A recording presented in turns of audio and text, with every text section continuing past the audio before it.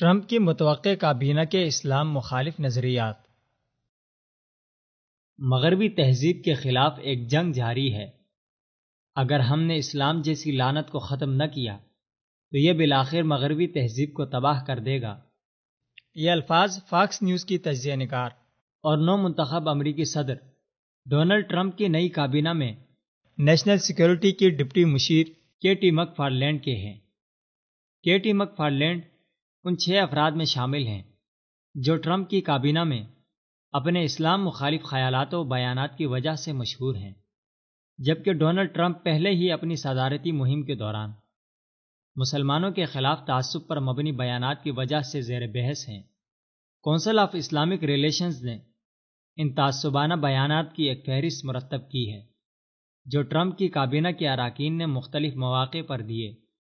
ان میں justice department کے آئندہ بننے والے ہیڈ جیف سیشن بھی ہیں، جسے 1986 میں الاباما کے اٹارنی جنرل کے عہدے کے لیے اس کے نسل پرستانہ بیانات کی وجہ سے مسترد کیا گیا تھا۔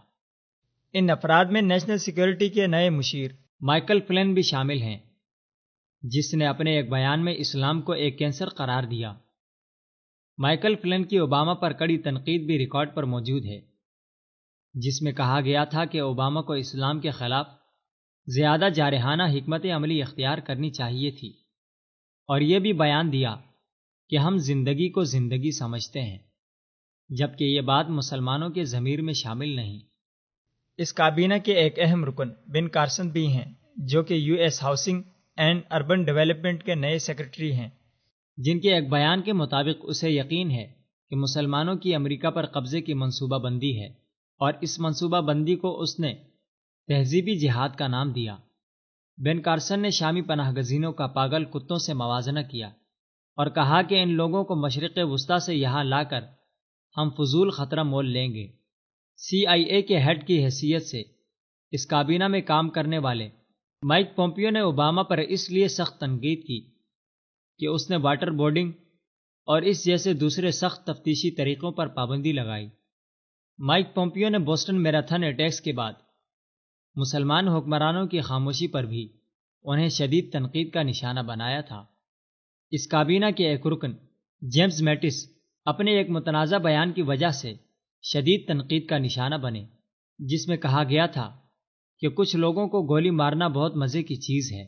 ڈونلڈ ٹرمپ کے سینئر مشیر سٹیفن بینن سفید فام برتری کے نظریے کا علمبردار ہے، جو کہ شریعت کو نازی ازم، نسل پرستی اور کمیونزم کا متبادل قرار دے چکا ہے۔ یہ شخص برائٹ بارٹ نامی ایک بلاگ کا مالک ہے، جو کہ اسلام مخالف نظریات کے پرچار کے حوالے سے بہت مشہور ہے۔ اس کا یہ بھی کہنا ہے کہ مشہور زمانہ سفید فام نسل پرست رچرڈ سپینر دنیا کے 2 یا 3 ماہرین میں سے ایک ہے، جو کہ انتہا پسند اسلام کے خلاف بڑی جنگ لڑ رہے ہیں۔ کابینہ کی ممکنہ تعیناتیوں میں مزید 12 افراد شامل ہیں، جن میں امریکی ریاست نیو جرسی کے گورنر کرس کرسٹی ہیں، جس نے اسلامی شریعت کو بکواس کہا۔ اسی کابینہ میں ہاؤس کے سابق اسپیکر نیوٹ گنگرچ بھی ہیں، جن کے مطابق مسلم پس منظر رکھنے والے ہر شخص کو ایک امتحان سے گزارا جائے، اور وہ اگر شریعت پر یقین رکھتا ہو تو اسے امریکہ سے نکال دینا چاہیے۔ ڈونلڈ ٹرمپ نے بھی نومبر 2015 میں پیرس اٹیکس کے بعد امریکہ میں مسلمانوں کے داخلے پر پابندی کی تجویز پیش کی تھی۔ اس کابینہ کے ارکان کے نظریات جان کر یہ اندازہ لگانا مشکل نہیں کہ دنیا بھر میں اور بالخصوص یورپ میں مقیم مسلمان اب ایک نئے امتحان سے گزرنے والے ہیں۔